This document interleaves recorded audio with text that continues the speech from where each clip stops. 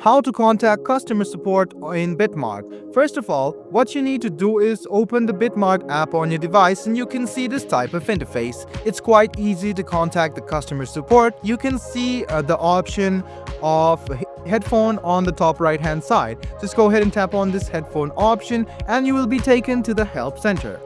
Once you get into the help center, you can now see that you can easily see the chat assistants.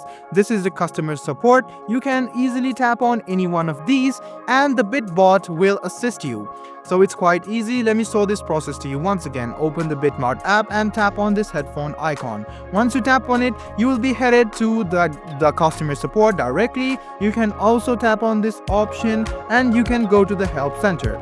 So you can see the FAQs, important announcement, but if you want to chat directly, just go ahead and tap on this message icon. You can chat with the Bitbot or else you can tap on the option given by the Bitbot as well. So guys, I hope this video about how you can contact the customer support on Bitmart was helpful for you. Like the video, subscribe to the channel and do hit the bell button for more.